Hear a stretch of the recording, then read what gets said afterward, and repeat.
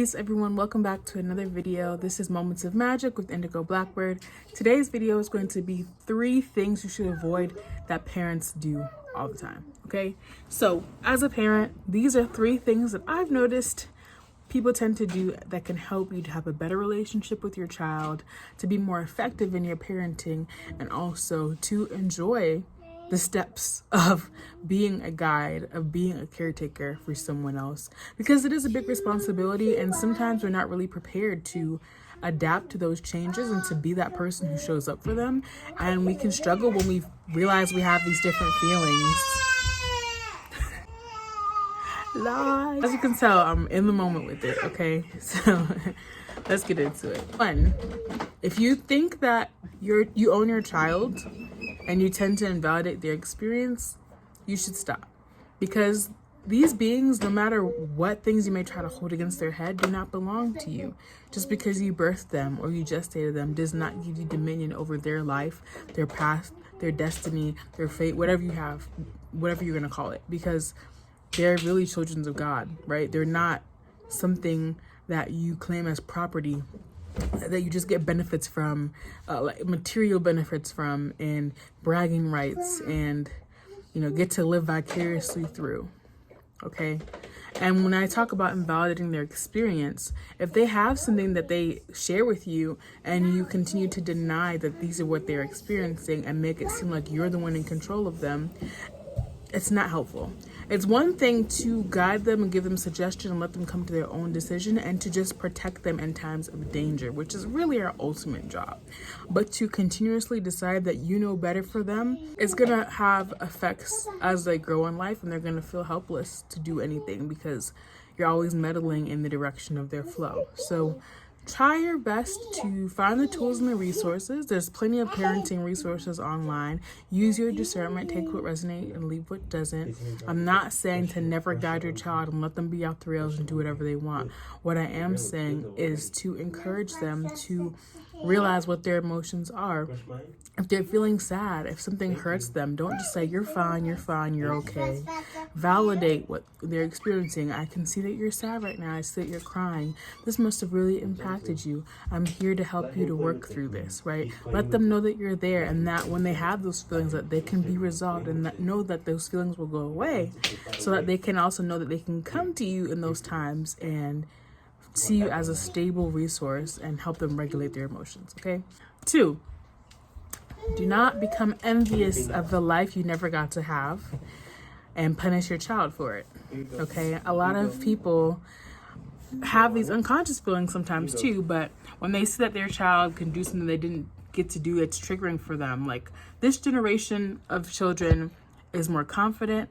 They get to have more compassion towards the way that they're being brought up, and some people can feel a little bitter because they got whooped, they got punished, they weren't validated, they were made to do things they didn't want to do, and they have resentment. And if you continue to carry that as a parent, you may unconsciously sabotage the relationship you have with your child.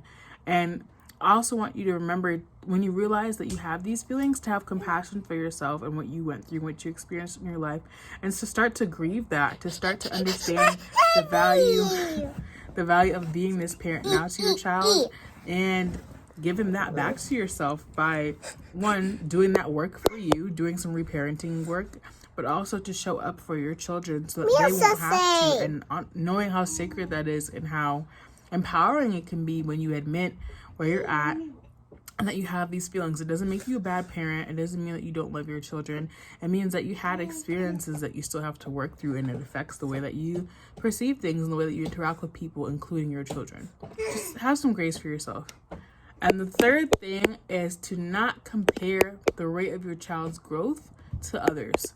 So a lot of times I see people like trying to use control and manipulation tactics to get their child to listen.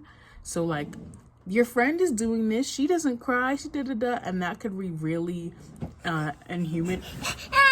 dehumanizing, because then they have this expectation that they need to be like everyone else, and if they don't measure up to what everyone else is doing, then that means they're a failure, or that they're never going to be good enough, or they'll come to resent those people or envy those people and have anger towards them.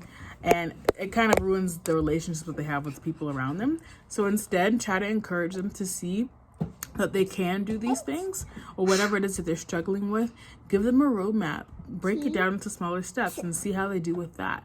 And just be consistent. Allow the things to take place, because you'll be surprised what happens if you are doing it and you continue to do the same things, because everything is repetition with children. You're going to be constantly saying the same thing up until maybe they're even teenagers or young adults. It's just what it is. And if you keep being upset about that, then maybe parenting is not going to be your favorite part of this experience of life that we are on. But it does help to find ways to deal with those emotions and to let your child go at their own pace. Obviously, if you see something that's really debilitating for them, you can seek help.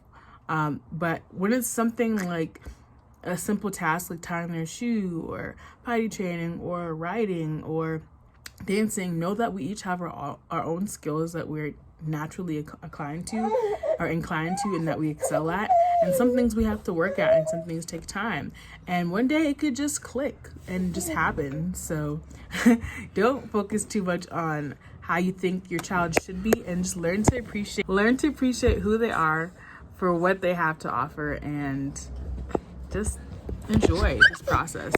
Know that this list could have been way longer, but I wanted to stick with 3 because there are some things that you're gonna go through as a parent that you're just gonna learn from on your own. But these are just some things to keep in your mindset that can help you to just be more comfortable with the process, and to know that you're not alone and that these things happen a lot. Or maybe to just highlight something that you may not have been aware of as being a little bit harmful or inefficient. So thanks for watching this video. I love that the family just like joined in at the last minute and we're just all here together, because sometimes that's what it takes. You need more than one person to hop in and give you a new perspective. So thanks for watching. See you next video. Okay. Bye. Bye.